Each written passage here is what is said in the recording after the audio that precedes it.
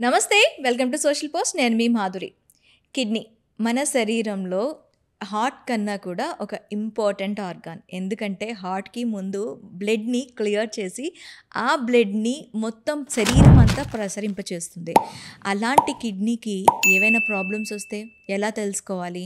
అసలు కిడ్నీలో ప్రాబ్లమ్స్ వస్తే ఏం చేయాలి? ఎలాంటి చర్యలు తీసుకుంటే కిడ్నీ డిసీజెస్ నుంచి బయటపడొచ్చు? డీటెయిల్‌గా చెప్పడానికి ఈరోజు మనతో పాటు ఉన్నారు డాక్టర్ శశికిరణ్, నెఫ్రాలజిస్ట్. నమస్తే సార్. నమస్తే. సార్, చాలామంది కిడ్నీ అనంగానే ఫస్ట్ అది రక్తం ఫిల్టర్ చేస్తుంది అంటూ ఉంటారు కదా. ఇంకా కిడ్నీ మన బాడీ పార్ట్స్కి ఇంకేమేమి అందిస్తుంటుంది? అసలు కిడ్నీ ఇంకా ఏం పనులు చేస్తుంది? ముఖ్యంగా కిడ్నీ చేసే పని మీరు అన్నట్టు బ్లడ్లో ఉన్న మలినాలను, ఇంప్యూరిటీస్ను తొలగించడము, అలానే శరీరంలో ఉన్న అధిక మోతాదులో ఉన్న నీరును తొలగించడము. దీన్నే మనం యూరిన్గా పాస్ చేస్తూ ఉంటాం. ఇదే కాకుండా చాలా ఇతర ఫంక్షన్స్ కూడా కిడ్నీ చేస్తుంది. ముఖ్యమైనది ఏమంటే మన రక్తం తయారీలో అది దోహదపడుతుంది. కిడ్నీ నుంచి ఎరిథ్రోపాయిటిన్ అనే ఒక హార్మోన్ రిలీజ్ అవుతుంది.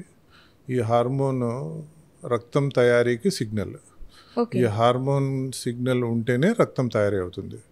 ఈ సిగ్నల్ లేదనుకోండి రక్తం తయారీ అవ్వదు. సో ఒకవేళ దాని లోపం, ఆ హార్మోన్ లోపం వస్తే, అందుకే కిడ్నీ జబ్బులు ఉన్న వాళ్లకు, కిడ్నీ ఫెయిల్యూర్ ముఖ్యంగా ఉన్న వాళ్లకు ఈ తయారీ అనేది తక్కువ మోతాదులో ఉంటుంది. అందుకని వాళ్ళకి రక్తం తగ్గిపోవడము, అనీమియా అంటాం, హిమోగ్లోబిన్ లెవెల్స్ అన్నీ తక్కువ ఉంటాయి. సో రక్తం తయారీ అనేది ఒక ముఖ్యమైన చర్య. ఇదే కాకుండా మనం అందరము విటమిన్ డి అని వినే ఉంటాము. సో మనం తీసుకునే విటమిన్ డి అనేది ఒక రా ఫామ్. అది మన బాడీలో వెళ్ళాక యాక్టివ్ ఫామ్ లాగా మార్పు చెందాలి. సో ఆ మార్పు అనేది 2 ప్లేసెస్లో జరుగుతుంది. ఫస్ట్ లివర్లో జరుగుతుంది, సెకండ్ది కిడ్నీలో జరుగుతుంది. ఈ మార్పునే యాక్టివ్ ఫామ్ కన్వర్షన్, ఆల్ఫా హైడ్రాక్సిలేషన్స్ అంటాము. సో కిడ్నీలో అది మార్పు చెందుతుంది. కిడ్నీ జబ్బు ఉన్నప్పుడు ఈ మార్పు అనేది జరగదు. సో విటమిన్ డి తీసుకున్నా కూడా యాక్టివ్గా ఫామ్లోకి రాదు కాబట్టి దాని ఫంక్షన్స్ అనేటివి జరగవు. సో ఈ కిడ్నీ జబ్బు ఉన్న వాళ్ళకు బోన్స్ అన్నీ వీక్గా ఉండడము, ఫ్రాక్చర్స్ ఈజీగా అవ్వడము, బోన్ పెయిన్స్ ఉండడము, దీన్నే మెటబాలిక్ బోన్ డిసీజ్ అంటాం. సో కిడ్నీ ఫెయిల్యూర్లో ఇది కూడా ఒక లక్షణం. ఓకే, తరచూ యాక్సిడెంట్స్ అయ్యి వాళ్ళకి బోన్ ఇరిగిపోతుంది అంటే కరెక్ట్గా వాళ్ళకి కిడ్నీ పనిచేయట్లేదని ఒక అంచనా వేయచ్చు అంటారా? అలా ఇది యాక్సిడెంట్లో ఇంపాక్ట్ అనేది దాన్ని బట్టి ఫ్రాక్చర్స్ ఉంటాయి. సో నేను చెప్పేది వేరేది. సో కిడ్నీ సరిగ్గా పనిచేయనప్పుడు ఈ విటమిన్ డి మెటబాలిజం అనేది జరగదు కాబట్టి బోన్ స్ట్రెంగ్త్ అనేది మెయింటైన్ అవ్వదు. సో వీళ్లకు చిన్న దెబ్బ తగిలినా కూడా ఫ్రాక్చర్ అవ్వడానికి ఛాన్స్ ఎక్కువ ఉంటుంది. అలానే బోన్ పెయిన్స్ అనేటివి వీళ్ళకి ఎక్కువ ఉంటాయి. Bone pains. సో ఇది మెటబాలిక్ బోన్ డిసీజ్ అంటాం. బోన్ అనేది వీక్గా ఉంటుంది. సో అది ఈజీగా బ్రేక్ అవ్వడానికి ఛాన్స్ ఉంటుంది. చిన్న ఇంపాక్ట్కే బ్రేక్ అవ్వచ్చు. సో ఇది ఒక సెకండ్ థింగ్. మూడవది ఏమి అంటే కనుక మన బ్లడ్ ప్రెషర్ మెయింటైన్ చేయడానికి కిడ్నీ చాలా ఇంపార్టెంట్. సో దానిలో రెనిన్ అనేది ఒకటి ప్రొడ్యూస్ చేస్తుంది, ఒక సబ్స్టెన్స్, ఒక హార్మోన్. ఈ హార్మోన్ మన బ్లడ్ ప్రెషర్ని మెయింటైన్ చేయడానికి హెల్ప్ చేస్తుంది.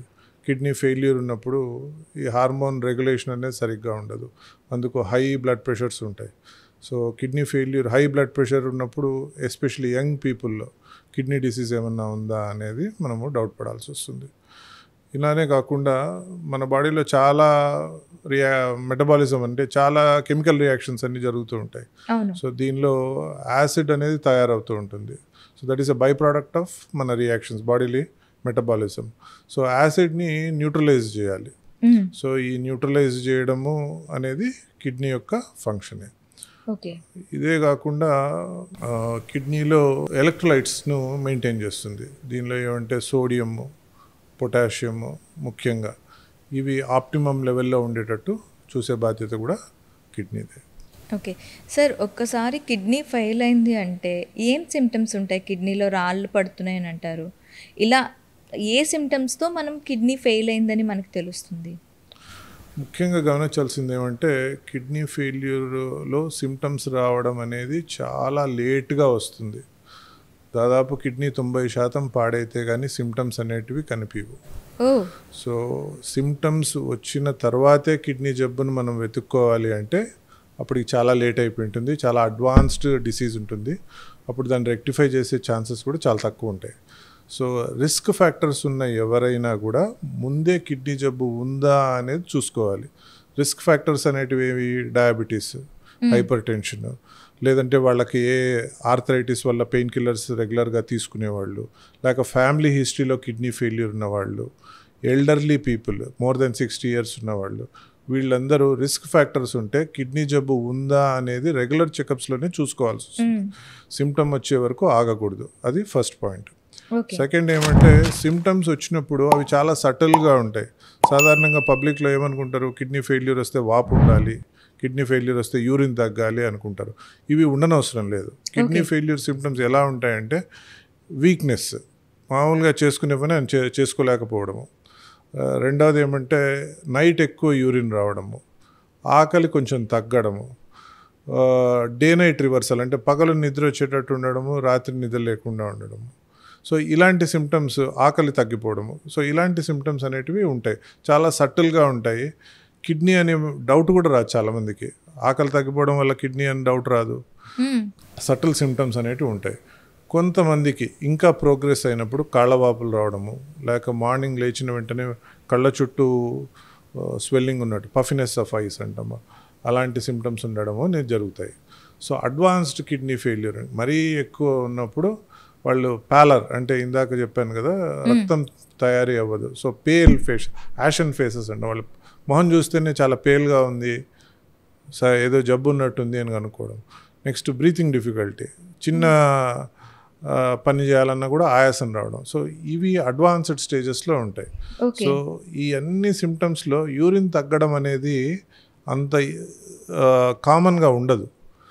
సో యూరిన్ తగ్గితేనే కిడ్నీ ఫెయిల్యూర్ ఉంది అని భ్రమలో ఉండకూడదు. సో రిస్క్ ఫ్యాక్టర్స్ ఉన్నప్పుడు చూసుకోవాలి. Weakness, day night reversal, night ఎక్కువ యూరిన్ రావడము, యూరిన్లో బబుల్స్ రావడం, ఫ్రాత్ ఇన్ యూరిన్ అంటాము. సో ఫ్రాత్ ఇన్ యూరిన్ అనేది very early symptom, protein leak అవుతుందా అని. సో బబుల్స్ ఉండడము, ఆకలి తగ్గిపోవడము, ఆయాసం రావడము, పేల్ ఫేస్ ఉండడం, ఇలాంటివి ఉన్నప్పుడు కిడ్నీ డిసీజ్ ఉందేమో అని మనం చెక్ చేసుకోవాల్సి వస్తుంది. అయితే సార్, మీరు బీపీ షుగర్ ఉన్నప్పుడు ఈ కిడ్నీ ఫెయిల్యూర్స్కి ఎక్కువ ఛాన్సెస్ ఉంటాయి, చెక్ చేసుకోవాలి అన్నారు. ప్రతి ఒక్కళ్ళు అంటే కిడ్నీ బీపీ షుగర్ ఉన్న ప్రతి ఒక్కళ్ళకి ఈ సిమ్టమ్స్ అనేవి కనిపిస్తూ ఉంటాయా? కిడ్నీ వరకు వెళ్తూ ఉంటారా? సో కిడ్నీ ఫెయిల్యూర్స్కి commonest reason diabetes, hypertension. So diabetes, hypertension ఉన్న వాళ్ళు ప్రతి ఒక్కరికి ప్రోగ్రెస్ కాకపోయినా ఇది కామనెస్ట్ రీజన్ కాబట్టి డయాబెటీస్, హైపర్ టెన్షన్ మనం కంట్రోల్లో పెట్టుకోవాలనేది చాలా అవసరం. సో ఎంత పర్సెంటేజ్ వాళ్ళకి పోతుంది అంటే అగైన్ ఇట్ డిపెండ్స్. మీకు డయాబెటీస్ ఉందనుకోండి, మీకు కిడ్నీ ఫెయిల్యూర్ రావడానికి ఛాన్స్ అరౌండ్ 30%. అదే మీ ఫ్యామిలీలో పేరెంట్ ఎవరికైనా డయాబెటీస్ ఉంది, అదే వాళ్ళ పేరెంట్కు షుగర్ ఉండి తనకు కిడ్నీ ఫెయిల్యూర్ ఉంటే వీళ్ళ రిస్క్ 70% దాకా పెరిగిపోతుంది. సో షుగర్ ఉన్నప్పుడు చాలా జాగ్రత్తగా ఉండాలి, మెయింటైన్ చేసుకోవాలి. హై బ్లడ్ ప్రెషర్ వల్ల అంటే అగైన్ బ్లడ్ ప్రెషర్ ఎంత ఉంది, ఎంత కాలంగా ఉంది, ఎంత జాగ్రత్తగా, ఎంత రెగ్యులర్గా మందులు వాడుతున్నారు అనేది డిపెండ్ అవుతుంది. సో రెగ్యులర్గా మందులు వాడుతూ ఉన్నారు, కంట్రోల్లో పెట్టుకుంటున్నారు, 130/70 రేంజ్లో మన బీపీ ఉంది, అంతకన్నా ఎక్కువ లేకుండా మెయింటైన్ చేస్తే వీళ్ళకు కిడ్నీ ఫెయిల్యూర్ రావడానికి ఛాన్సెస్ చాలా తక్కువ. అయితే సార్, కిడ్నీ ఎవరికైనా వ్యాధి వచ్చింది, కిడ్నీ ఫెయిల్ అయిందంటే మొదటగా చేసేది ఏంటి అంటే డయాలసిస్.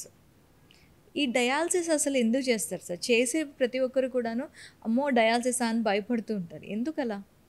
సో కిడ్నీ ఫెయిల్ అయిన ప్రతి ఒక్కరికి డయాలసిస్ చేయనవసరం లేదు.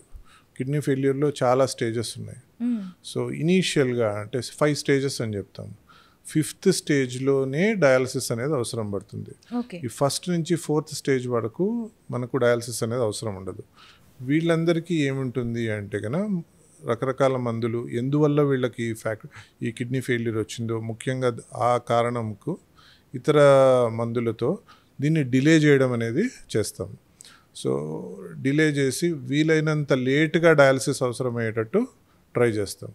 సో 5th స్టేజ్లో మనకు జిఎఫ్ఆర్ అంటే ఫిల్టరేషన్ అనేది 10% కన్నా తక్కువ. అరౌండ్ 7% ఉన్నప్పుడు డయాలసిస్ అనేది స్టార్ట్ చేస్తాం. సో జనరల్ పబ్లిక్లో డయాలసిస్ అనేది చాలా భయపడతారు, చాలా అపోహలు ఉన్నాయి. ఇది పెయిన్ఫుల్ ప్రొసీజర్ అనేది ఒక అపోహ. రెండవది డయాలసిస్ వస్తే లైఫ్ లాంగ్ డయాలసిస్ మీద ఉండాలా అనేది రెండో అపోహ. మూడవది డయాలసిస్ వస్తే నా పనులు నేను చేసుకోలేను, నేను క్రిపుల్ అయిపోతాను అనేది ఒక. నెక్స్ట్ అపోహ, డయాలసిస్ వచ్చిందంటే ఇట్స్ డెత్ వారెంట్ లాగా, నా లైఫ్ అయిపోయింది, నేను చనిపోయినాను అనేది. ఈ అపోహలు అనేటివి ఉంటాయి. సో కిడ్నీ ఫెయిల్యూర్ వచ్చినప్పుడు డయాలసిస్ అనేది పర్మనెంట్, అందరికీ పర్మనెంట్ కాదండి. అదే అక్యూట్ కిడ్నీ ఇంజరీ అని ఉంటుంది. వీళ్ళకి ఏమంటే రివర్సిబుల్ కిడ్నీ డిసీజ్ ఉంటుంది. ఆ కొంతకాలం మాత్రమే వీళ్ళకి డయాలసిస్ అవసరం అవుతుంది. కిడ్నీ అనేది రికవర్ అయిపోతే డయాలసిస్ ఆపేయచ్చు. అంటే కిడ్నీని కూడా రికవరీ చేసుకోవచ్చా? కిడ్నీలో కొన్ని డిసీజెస్ అక్యూట్ డిసీజెస్ ఉంటాయి, క్రానిక్ డిసీజెస్ ఉంటాయి. అక్యూట్ డిసీజెస్లో మనము ట్రీట్మెంట్ ద్వారా కిడ్నీని నార్మల్ చేయొచ్చు. సో వీళ్లకు ఈ ప్రాసెస్, డిసీజ్ ఉన్న కిడ్నీ నార్మల్ అయ్యే వరకు మాత్రమే డయాలసిస్ అవసరం ఉంటుంది. ఒకసారి నార్మల్ అయిపోతే డయాలసిస్ ఆపేయచ్చు. అదే క్రానిక్ వాళ్లకు, వీళ్ళకి పర్మనెంట్గా కిడ్నీ పాడైపోయి ఉంటుంది, వీళ్ళకి ఆపడానికి ఛాన్స్ లేదు. సో వీళ్ళు డయాలసిస్ మీదనే ఉండాలి. వీళ్ళకి ఆపడానికి ఒకే ఒక మార్గం ఏమి అంటే ట్రాన్స్ప్లాంట్ చేసుకోవడం. సో అందరికీ డయాలసిస్ పర్మనెంట్ అనేది కాదు, అక్యూట్ వాళ్ళకు ఆగిపోతుంది. సెకండ్ థింగ్ ఏమంటే పెయిన్ఫుల్ ప్రొసీజర్ అనేది వీళ్ళకు అపోహ ఉంటుంది. సో డయాలసిస్లో పెయిన్ ఏమి ఉండదండి. సో కొంత డిస్కంఫర్ట్ ఉంటుంది. ఎక్కడ డిస్కంఫర్ట్ ఉంటుంది అంటే మనం నీడిల్ ఇన్సర్ట్ చేసేటప్పుడు డిస్కంఫర్ట్ ఉంటుంది. జస్ట్ లైక్ రెగ్యులర్ ఇంజెక్షన్ తీసుకుంటాం కదా, అంతే పెయిన్ ఉంటుంది. ఆ ఒక్క 10-15 సెకండ్స్ ఉంటుంది అంతే. ఆ తర్వాత ఏమీ పెయిన్ ఉండదు. సో ప్రాసెస్ అనేది మనకు 4 hours నడిచినా కూడా యూజువల్గా వాళ్ళకి ఎటువంటి పెయిన్ ఉండదు. ఉన్నా ఎప్పుడన్నా కొద్దిగా వామిటింగ్ సెన్సేషన్ లాంటిది ఉండొచ్చు, కానీ వేరే ఏ ప్రాబ్లము డయాలసిస్లో ఉండదు. సో పెయిన్ అనేది ఏమి ఉండదు. That is the second misconception. ఇప్పుడు బ్లడ్ అంతా తీసేసి బ్లడ్ మళ్ళీ దాన్ని ప్యూరిఫై చేసి పంపిస్తారు కదా సార్, ఈ ప్రాసెస్లో ప్రాణాలకు ఏమైనా హాని ఉంటుందా డయాలసిస్? బ్లడ్ మొత్తం తీయరండి. బ్లడ్ అనేది ఒక సర్క్యూట్ ద్వారా మెషిన్లో పోయి ఒక ఫిల్టర్ ద్వారా మళ్ళీ బ్యాక్ వస్తుంటుంది. So it's a continuous cycling of the blood, మొత్తం బయటికి వెళ్ళిపోదు. సో మీ సర్క్యూట్లో ఎంత ఉంటుంది? అరౌండ్ 200 to 250 ml ఉంటుంది అంతే. సో మన బాడీలో అరౌండ్ 5 liters అనుకుంటే 4.75 liters మన బాడీలోనే ఉంటుంది. ఈ 250 ml మాత్రం తిరుగుతూ ఉంటుంది. సో ఇది తిరిగినప్పుడు ప్రతిసారి కొంత భాగం ఫిల్టర్ అయ్యి వచ్చేస్తూ ఉంటుంది, మళ్ళీ మిక్స్ అవుతుంది, మళ్ళీ పోతుంది, మళ్ళీ ఫిల్టర్ అయ్యి వస్తుంది. సో ఇలా జరుగుతూ ఉంటుంది. సో దీనిలో ఎటువంటి ప్రాబ్లం అనేది ఉండదు. అంటే మొత్తం బ్లడ్ అంతా ఒక్కసారి వెళ్ళి మళ్ళీ బ్లడ్ ఎక్కించడం అలా ఉండదు. చాలా మంది ఇలానే అనుకుంటారు సార్. మొత్తం బ్లడ్ తీయడం అనేది ఉండదు. డయాలసిస్లో బ్లడ్ ట్రాన్స్ఫ్యూషన్ అంటే బ్లడ్ ఎక్కించడం కూడా ఉండదు. వాళ్ళ బ్లడ్డే మెషిన్లో పోతుంది, క్లీన్ అవుతుంది, మళ్ళీ వస్తుంది, మళ్ళీ పోతుంది, మళ్ళీ వస్తుంది. సో ఇట్లా మల్టిపుల్ సైకిల్స్ నడుస్తూ ఉంటాయి. యూజువల్గా 4 hour ప్రాసెస్ ఉంటుంది ఇది. ఓకే, అంటే వెళ్ళిన దారి నుంచే మళ్ళీ అది వెళ్ళిపోతుంది, మనకు నుంచి అయితే వస్తుందో అట్నుంచే బ్యాక్ వెళ్ళిపోతుంది. ఓకే, అయితే సార్ ఈ డయాలసిస్లో ఎన్ని టైప్స్ ఆఫ్ ప్రాసెస్లు ఉంటాయి మనకి? సో జనరల్గా హీమోడయాలసిస్ అనేది ఒకటి. సాధారణంగా మన జనరల్ కాన్వర్జేషన్స్ డయాలసిస్ మీద ఉన్నారు అంటే హీమోడయాలసిస్ అంటే బ్లడ్ ప్యూరిఫికేషన్. హీమో అంటే బ్లడ్, డయాలసిస్ అంటే ప్యూరిఫికేషన్. సో ఇది సాధారణంగా హాస్పిటల్లో చేసుకునేది. ఆల్టర్నేట్ డే ఉంటుంది, అంటే పర్మనెంట్గా కిడ్నీ పాడైపోయిన వాళ్ళకు ఆల్టర్నేట్ డే ఉంటుంది. Weekly 3 times. సో వీళ్ళకి ఏముంటుందంటే హాస్పిటల్కి వెళ్ళడము, నీడిల్ పెట్టుకోవడము, ఇందాక చెప్పినట్టు డయాలసిస్ చేసుకోవడం 4 hours, తర్వాత నీడిల్ తీసేసుకోవడము, వాళ్ళ పనికి వాళ్ళు వెళ్ళిపోవడం. They can go back to their work. So ఇది హీమోడయాలసిస్. హీమోడయాలసిస్లో అక్యూట్, ఇందాక చెప్పాను కదా కొన్ని డిసీజెస్ అక్యూట్గా ఉంటాయి, వాళ్ళు చాలా సిక్గా ఉండే వాళ్ళకు దీనిలో మాడిఫికేషన్స్ ఉంటాయి. సో దీనిలో హీమోడయా ఫిల్ట్రేషన్ అని, CRRT continuous renal replacement therapy, దానిలో రకరకాల మెథడ్స్ ఉంటాయి. ఇవి సిక్ ఉన్న వాళ్లకు హాస్పిటల్లో ఉండి చేసేటివి. కానీ జనరల్గా కిడ్నీ ఫెయిల్ అయినారు, డయాలసిస్కి వచ్చారు ఉండే వాళ్ళకు ఇందాక చెప్పినట్టు 4 hour dialysis every alternate day చేయించుకోవడము, నీడలు తీసేసుకోవడం, వాళ్ళ పనికి వాళ్ళు వెళ్ళిపోవడం. ఇదే కాకుండా ఇంకొక డయాలసిస్ ఏమంటే పెరిటోనియల్ డయాలసిస్ అని ఉంటుంది. పెరిటోనియల్ డయాలసిస్లో ఏమంటే ఒక చిన్న ఆపరేషన్ కడుపుకు చేసి ఒక ట్యూబ్ ఇన్సర్ట్ చేస్తాం. హాఫ్ ఆఫ్ ద ట్యూబ్ కడుపు లోపల ఉంటుంది, హాఫ్ ఆఫ్ ద ట్యూబ్ బయట ఉంటుంది. ట్యూబ్ చాలా ఫ్లెక్సిబుల్గా ఉంటుంది, అంటే మెత్తగా ఉంటుంది, చిన్నగా ఉంటుంది. సో వాళ్ళకి ట్యూబ్ వల్ల ఎటువంటి డిస్కంఫర్ట్ ఏమి ఉండదు. దీనిలో ఏం చేసుకోవాలి అంటే వాళ్ళకి ట్రైన్ చేస్తాం, వాళ్ళే ఇంట్లో డయాలసిస్ చేసుకోవచ్చు. సో దీనిలో 2 మెథడ్స్ ఉంటాయి, మెషిన్ ద్వారా చేసుకోవడము, మెషిన్ లేకుండా వీళ్ళే చేసుకోవడం.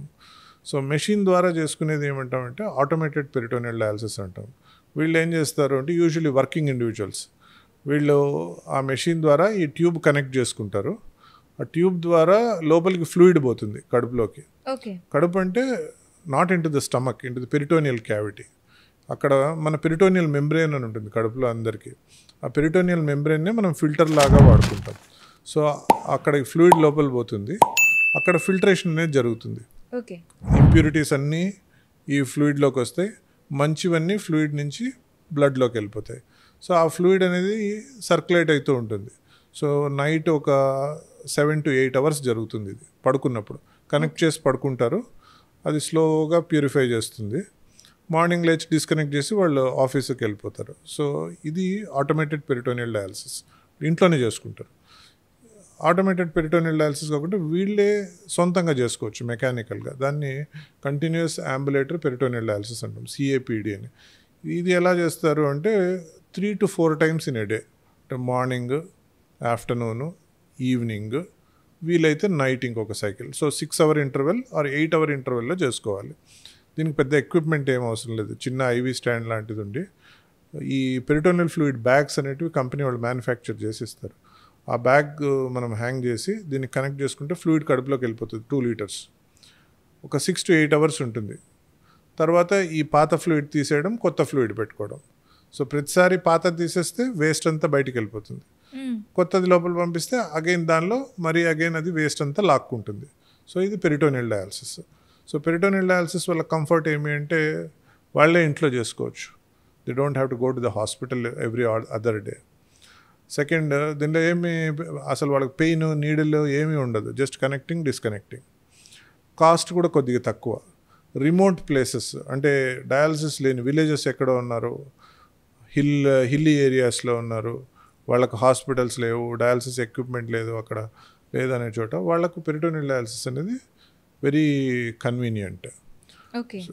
అదే కాకుండా మరీ చిన్న పిల్లలు ఉన్నారు, సో వాళ్ళకు మనం ఈ హీమోడయాలసిస్ యాక్సెస్ క్రియేట్ చేయడం కూడా వాళ్ళకి కష్టం, వీన్స్ అన్నీ చిన్నగా ఉంటాయి, బ్లడ్ వెజల్స్ చిన్నగా ఉంటాయి, వాళ్ళకి పెరిటోనియల్ డయాలసిస్ అనేది చాలా కన్వీనియంట్గా ఉంటుంది. సో ఈ 2 డయాలసిస్లో depending on the requirement, patient profile బట్టి డాక్టర్తో డిస్కస్ చేసి మనకి ఏది బాగుంది, ఏది మనకు బెటర్ అనేది డిసైడ్ చేసుకోవచ్చు. ఓకే, అయితే సార్ ఇందాక మీరు కిడ్నీ ట్రాన్స్ప్లాంటేషన్ అన్నారు. ఈ కిడ్నీ ట్రాన్స్ప్లాంటేషన్ అనేది ఏ స్టేజ్లో చేస్తారు? మనకి కిడ్నీ డోనర్ దొరకలేదని ఎక్కువ వింటూ ఉంటాం, ఎందుకలా? సో యూజువల్గా కిడ్నీ ట్రాన్స్ప్లాంట్ అనేది కిడ్నీ పర్మనెంట్గా పాడైపోయింది అన్న నిర్ధారణ జరిగిన తర్వాతే చేస్తాం. సో ఈ నిర్ధారణ జరిగేలోపు కిడ్నీ రికవర్ చేయడానికి అన్ని ప్రయత్నాలు చేయాలి. చేసి అన్ని ప్రయత్నాలు విఫలమైంది, కిడ్నీ కంప్లీట్గా పాడైంది అన్నప్పుడే మనము ట్రాన్స్ప్లాంట్ చేస్తాం. సో ట్రాన్స్ప్లాంటేషన్లో మనకు లివింగ్ డోనర్ ట్రాన్స్ప్లాంట్ అంటే బతికున్న మనిషే కిడ్నీ ఇస్తే దాన్ని మ్యాచ్ ఉందా లేదా చూసి, డోనర్ హెల్తీగా ఉన్నాడా, రిసిపియంట్ తీసుకునేదానికి ఫిట్గా ఉన్నాడా, కిడ్నీ మ్యాచ్ అవుతుందా చూసి చేయడం అనేది లివింగ్ డోనర్ ట్రాన్స్ప్లాంట్. ఇంకొకటి క్యాడవర్ డోనర్ ట్రాన్స్ప్లాంట్ అంటే బ్రెయిన్ డెడ్ అయిన వాళ్ళు, యాక్సిడెంట్ వల్ల కానీ లేక స్ట్రోక్ వచ్చి బ్రెయిన్ డెడ్ అయిన వాళ్ళు, వాళ్ళ బ్రెయిన్ కంప్లీట్గా పాడైపోయింది, వాళ్ళకు హార్ట్ అవి పనిచేస్తున్నా వాళ్ళు నార్మల్గా బతకడానికి ఛాన్స్ లేదు. So brain dead is also considered as death equivalent. So వాళ్ళ ఫ్యామిలీ వాళ్ళు ఎవరన్నా డొనేట్ చేయాలి అనుకుంటే దాన్ని అలొకేట్ చేస్తారు basing on seniority and priority points. So దీన్ని కడవర్ ట్రాన్స్ప్లాంట్ అంటాము. సో ఈ 2 రకాల ట్రాన్స్ప్లాంట్లు ఉన్నాయి. ఇందాక మీరు అడిగింది డోనర్ లేరు అని అంటారు అంటే, ట్రాన్స్ప్లాంట్ అనేది it is bound not just by medical restrictions but also by legal restrictions.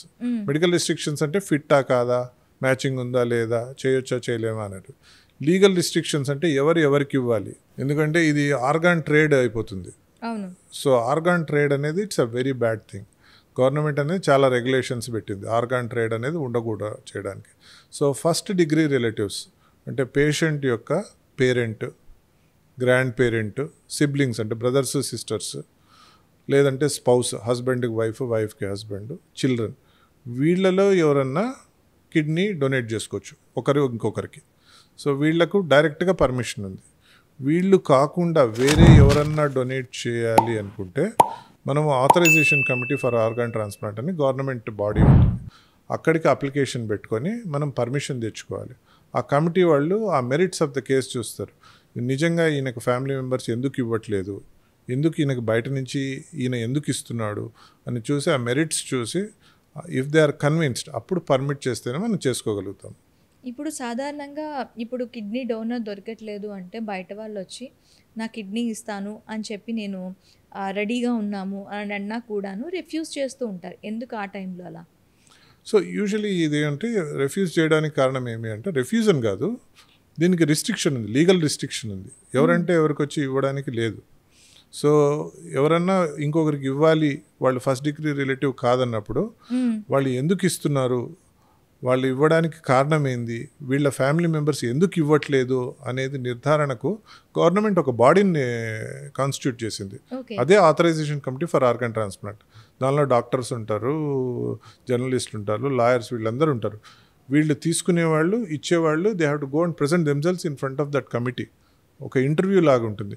వాళ్ళు చూసి if they are convinced they will permit, otherwise దానికి చేయడానికి లేదు. ఎవరో వచ్చి ఎవరికో ఇస్తారు చేద్దామని అది లేదు, that is not there. ABO incompatibility transplantation అంటే ఏంటి సార్? సో మన ట్రాన్స్ప్లాంట్లో ఇమ్యునలాజికల్ బ్యారియర్స్ అనేవి ఉంటాయి. ట్రాన్స్ప్లాంట్ అనే దానిలో ఈ బ్యారియర్స్ని మనము దాటాలి, దాటితే కానీ ట్రాన్స్ప్లాంట్ చేయము. ఒకటి ఏమంటే బ్లడ్ గ్రూప్ బ్యారియర్, మీరు చెప్పింది. సో సేమ్ బ్లడ్ గ్రూప్ ఉన్న వాళ్ళకు చేయడం అనేది ఈజీ. అప్పుడు వాళ్ళ మధ్యలో ఆ బ్యారియర్ లేదు, బ్లడ్ గ్రూప్ బ్యారియర్ అడ్డంకి లేదు. అలా కాకపోతే ఓ బ్లడ్ గ్రూప్ ఉన్న వాళ్ళు, దానిలో యూనివర్సల్ డోనర్స్ అంటాం, వాళ్ళు ఎవరికైనా ఇవ్వచ్చు, ఏ బ్లడ్ గ్రూప్కైనా ఇవ్వచ్చు. ఏకి ఇవ్వచ్చు, బీకి ఇవ్వచ్చు, ఏబీకి కూడా ఇవ్వచ్చు, ఓకి కూడా ఇవ్వచ్చు. So universal donor. సో ఒక పేషెంట్ మన దగ్గర ఉన్నారనుకోండి, ఆయన బ్లడ్ గ్రూప్ ఏ అనుకుందాం. సో ఆయనకు డొనేట్ చేయాలి అంటే ఏ వాళ్ళన్నా ఇవ్వాలి, లేక ఓ వాళ్ళన్నా ఇవ్వాలి. అలానే యూనివర్సల్ రిసిపియంట్ అని ఉంటారు, ఏబీ గ్రూప్ వాళ్ళు, వాళ్ళకి ఎవరైనా ఇవ్వచ్చు. ఏ వాళ్ళు ఇవ్వచ్చు, బి వాళ్ళు ఇవ్వచ్చు, ఏబీ వాళ్ళు ఇవ్వచ్చు, ఓ వాళ్ళు కూడా ఇవ్వచ్చు. సో ఇది బ్లడ్ గ్రూప్ బ్యారియర్. సపోజ్ వీళ్ళ ఫ్యామిలీలో ఒకరు ఇంకొకరికి ఇవ్వాలనుకున్నారు, ఒక పేరెంట్ చైల్డ్కి ఇవ్వాలనుకున్నారు, పేరెంట్ ఓ, చైల్డ్ ఏ. సో మనకు ఏం ప్రాబ్లం లేదు, ఓ ఏ ఇచ్చేస్తారు. అదే రివర్స్ అయింది అనుకోండి, చైల్డ్ ఓ ఉన్నాడు, పేరెంట్ ఏ ఉన్నారు, చైల్డ్కి ఇవ్వాలి. సో ఇది బ్యారియర్. సో ఏ నుంచి ఓకు ఇవ్వడానికి కాదు. సో అప్పుడు ఏం చేస్తాము అంటే వీళ్ళలో యాంటీ ఏ యాంటీబాడీస్ అని ఉంటాయి ఈ తీసుకునే వాళ్ళలో, ఇవి బై బర్త్ ఉంటాయి మనకు. సో ఆ యాంటీబాడీ లెవెల్స్ని మనం తగ్గించాల్సి వస్తుంది. తగ్గించేకి చాలా ప్రక్రియలు ఉంటాయి. సో ఈ తగ్గించడం అనేది ఇట్స్ నాట్ ఈజీ, అంటే దానికి ఒక స్పెషల్ ఎక్స్పర్టైజ్ ఉండాలి, ఎక్విప్మెంట్ ఉండాలి, కొన్ని చోట్లనే జరుగుతుంది. సో అందుకు అలా ఆ బ్యారియర్ను క్రాస్ చేస్తున్నప్పుడు దాన్ని ఏబీఓ ఇన్కంపాటబుల్, ఇక్కడ ఇన్కంపాటబిలిటీ ఉంది. సో ఒకరు ఏ అయిపోయారు ఇచ్చేవాళ్ళు, ఇంకొకరు ఓ కావచ్చు, బి కావచ్చు. సపోజ్ ఈజీగా ఏబీ పెట్టుకుందాం. సో ఏ నుంచి బీకి పోవాలన్నా, బి నుంచి ఏకి పోవాలన్నా కుదరదు. సో ఆ బ్యారియర్ని మనం క్రాస్ చేయడానికే దాన్ని ఏబీఓ ఇన్కంపాటబిలిటీ. దాన్ని క్రాస్ చేయడానికి మనం చాలా మెథడ్స్ యూజ్ చేస్తాం. ప్లాస్మాఫెరెసిస్ కానీ, ఇమ్యునో అడ్జార్ప్షన్ లాంటివి కానీ, లేక కొన్ని ఇంజెక్షన్స్ ఇలాంటివన్నీ యూజ్ చేస్తాం, డిఎఫ్పిపి ఇలాంటివన్నీ యూజ్ చేస్తాం. దాన్ని ఈ ట్రాన్స్ప్లాంట్ ఏబీఓ ఇన్కంపాటబుల్. డయాలసిస్ చేసుకున్నప్పుడు మీరు ఇందాక చెప్తున్నప్పుడు కొంచెం సెకండ్ టైప్ ఆఫ్ డయాలసిస్ వెళ్ళేవాళ్ళు కొంచెం కాంప్లికేషన్స్ ఫేస్ చేస్తారనిపిస్తుంది. వీళ్ళు నార్మల్ లైఫ్ లీడ్ చేయగలరా సార్ ఇలా డయాలసిస్ చేసుకుంటూ? డయాలసిస్ చేస్తున్న వాళ్లకు వీలైనంత వరకు నార్మల్ లైఫ్ లీడ్ చేయొచ్చు. సపోజ్ మంచి డయాలసిస్ సెంటర్లో, మంచి ఎక్విప్మెంట్లో, హీమోడయాలసిస్ వీక్లీ 3 times చేసుకునేవాళ్ళు, లేదంటే పెరిటోనియల్ డయాలసిస్ ఇంట్లో వాళ్ళు చేసుకునేవాళ్ళు ఎవ్రీ 6 hours 4 cycles వాళ్ళే చేసుకున్నా, లేక ఆటోమేటెడ్ పెరిటోనియల్ డయాలసిస్లో 10 liters 6 to 8 hours నైట్ చేసుకున్నా వాళ్ళు రిలేటివ్లీ నార్మల్ లైఫ్కు దగ్గరగా ఉండొచ్చు. అంటే ఇన్ అ సెన్స్ వాళ్ళ ఆఫీస్కి అటెండ్ కావచ్చు, వాళ్ళ ఫ్యామిలీ రెస్పాన్సిబిలిటీస్ అవి చేసుకోవచ్చు. క్రిపుల్డ్గా బెడ్ మీదనే బెడ్ రిడన్గా ఉండడం అనేది అయితే ఏమి ఉండదు. జాగ్రత్తగా డయాలసిస్ చేసుకునే వాళ్ళకు లైఫ్ స్పాన్ కూడా మా దగ్గర ఉన్న సెంటర్స్లో ఈజీగా 10 to 15 years పైనే ఉంది. అయితే ఈ పెరిటోనియల్ డయాలసిస్లో చేసుకునే వాళ్ళు రెగ్యులర్గా చేసుకోకపోతే, ఇంట్లో చేసుకునే అవకాశం లేకపోతే టైం దాటిపోయింది చేసుకోలేకపోతున్నారు అనే టైంలో వీళ్ళకి ఏమైనా ప్రాబ్లం ఉంటుందా? ఎలాంటి సిమ్టమ్స్ చూపిస్తుందా టైం? సో పెరిటోనియల్ డయాలసిస్ అనేది ఇందాక నేను చెప్పినట్టు రెగ్యులర్గా చేసుకోవాలి, ప్రతిరోజు చేసుకోవాలి. వాళ్ళే చేసుకునేటట్టయితే 3-4 సార్లు చేసుకోవాలి ప్రతిరోజు. సో ఏదో ఒక రోజు ఏదో ఒక కారణం వల్ల తను ఒక సైకిల్ మిస్ అయ్యాడు. సపోజ్ నేనే పేషెంట్, నేను 3 సార్లు చేసుకోవాలి. ఈరోజు ఏదో ప్రాబ్లం వచ్చి నేను ఒక సైకిల్ మిస్ అయ్యాను, 2 సైకిళ్ళే చేసుకున్నాను, ఏం పెద్ద ప్రాబ్లం ఏం కాదండి. కానీ ఇదే రెగ్యులర్గా జరుగుతుంది అనుకోండి, if he is missing his sessions regularly, first thing ఏమవుతుంది అంటే అండర్ డయాలసిస్, అవసరమైనంత క్లీనింగ్ జరగదు. సో ఆయనకు కిడ్నీ ఫెయిల్యూర్ సిమ్టమ్స్ అన్నీ వస్తాయి. అంటే ఆకలి తగ్గిపోవడము, వీక్నెస్ రావడము, లోపల వాటర్ చేరుకుపోయి ఆయాసం రావడము, వామిటింగ్స్ జరగడము, నిద్ర సరిగ్గా పట్టకపోవడము, ఇవన్నీ మొదలవుతాయి. సో ఫస్ట్ దీనివల్ల ఏమంటే uraemic symptoms, under dialysis symptoms అన్నీ వస్తాయి. సెకండ్ది ఏమి అంటే పెరిటోనియల్ డయాలసిస్ మనం జాగ్రత్తగా చేసుకోకపోయి చాలా ఇర్రెగ్యులర్గా ఉంటే ఇన్ఫెక్షన్ రావచ్చు. కడుపులో ఇన్ఫెక్షన్ వచ్చింది అనుకోండి, ఇన్ఫెక్షన్కు ట్రీట్ చేయడం అనేది కూడా కొంచెం కష్టమైన విషయమే. సో ఇన్ఫెక్షన్ సరిగ్గా ట్రీట్ కాలేదు, ఫస్ట్ ఆర్ సెకండ్ టైం అయితే క్యూర్ రేట్స్ బాగానే ఉంటాయి. రిపీటెడ్గా ఇలా జరుగుతుంది, ఇన్ఫెక్షన్ వస్తుందంటే ఆ ట్యూబ్ తీసేయాల్సి వస్తుంది. సో అందుకు పెరిటోనియల్ డయాలసిస్ మీద ఉండే వాళ్లకు వాళ్ళ మోటివేషన్ లెవెల్స్ ఎలా ఉన్నాయని ఫస్ట్ అసెస్ చేసి, హైలీ మోటివేటెడ్ ఉన్నారు, చేసుకోగలుగుతారు అన్న వాళ్ళకే అది ఆఫర్ చేస్తాం. కిడ్నీ బయాప్సీ అనేది ఎప్పుడు చేస్తారు సార్? సో కిడ్నీ డిసీజెస్ వచ్చినప్పుడు మనం ఎవాల్యుయేట్ చేయడానికి చాలా మెథడ్స్ ఉన్నాయి. సో బ్లడ్ టెస్ట్ ఉన్నాయి, యూరిన్ టెస్ట్ ఉన్నాయి, అలానే స్కాన్స్ ఉన్నాయి, సిటీ స్కాన్స్, అల్ట్రాసౌండ్ స్కాన్స్, ఇలా చాలా రకాలు ఉన్నాయి. సో ఇవన్నిటిలోనూ మనకు కిడ్నీ డిసీజ్ ఎందుకు అని తెలియనప్పుడు మనం బయాప్సీ చేస్తాం. So biopsy is done when we are unable to identify the disease by other means. వేరే మార్గాలతో మనం గుర్తుపట్టినప్పుడు బయాప్సీ అనేది చేస్తాం. అది ముఖ్యమైన కారణం. సెకండ్ది ఏమంటే సివియరిటీ అసెస్మెంట్ కూడా చేస్తాం. అంటే ఫర్ ఎగ్జాంపుల్ ఎస్ఎల్ఈ అనే డిసీజ్ ఉంది, దానివల్లే కిడ్నీ పాడైంది అనేది మనకు తెలుసు. కానీ అలాంటి పేషెంట్లకు కూడా బయాప్సీ ఎందుకు చేస్తామంటే ఎంత పాడైంది, ఏ స్టేజ్లో ఉంది అని తెలుసుకోవడానికి కూడా మనం బయాప్సీ చేస్తాం. దానివల్ల మన ట్రీట్మెంట్ అనేది బెటర్గా ఇవ్వచ్చు. So these are the 2 main reasons why we perform the biopsy. Biopsy చేసేటప్పుడు పేషెంట్స్ ఎందుకు భయపడుతూ ఉంటారు? సో జనరల్గా ఎనీ ఇన్వేజివ్ ప్రొసీజర్, నేను ఇంత పెద్ద నీడిల్ పెడతానంటే న్యాచురల్ ఎవరికైనా భయం రావడం. సో భయం రాకపోతే ఆశ్చర్యం, కానీ ప్రతి ఒక్కరు భయపడతారు. నేనైనా నాన్ మెడికల్గా ఉంటే నాకు ఎవరో ఒక 10 centimeter నీడిల్ గుచ్చుతాను అంటే ఆటోమేటిక్గా నేను భయపడతాను. సో యూజువల్గా ఏమంటే భయపడడం అనేది సహజం. సో మా దగ్గరకు వచ్చి భయపడినప్పుడు వీ షో దెమ్ ఎలా చేస్తాము, ఏం చేస్తాము అనేది చూపించడం వల్ల వాళ్ళ భయం తగ్గుతుంది. సో లోకల్ అనెస్థీషియాలో చేస్తాము. చాలాసార్లు జనరల్ అనెస్థీషియా అనేది ఒక 5 years పైన ఉన్న పిల్లలు కూడా వాళ్ళు లోకల్ అనెస్థీషియాతోనే చేయించుకుంటారు. అంటే వాళ్ళు కన్విన్స్ అయ్యి కోఆపరేట్ చేస్తారు. మరి చిన్నగా 5 years కన్నా తక్కువ ఉన్న వాళ్ళు, వాళ్ళకంత చెప్పినా అర్థం కాదు. 5-6 years కన్నా తక్కువ ఉన్న వాళ్ళకు ఫుల్ అనెస్థీషియా ఇచ్చి చేయాల్సి వస్తుంది. అంటే కదలకుండా ఉండడానికి. ఇప్పుడు బయాప్సీ చేసేటప్పుడు ఇంకేమైనా కాంప్లికేషన్స్ ఉంటాయా సార్? బయాప్సీ అనేది మనం ఫస్ట్ కొన్ని పారామీటర్స్ చెక్ చేస్తాం.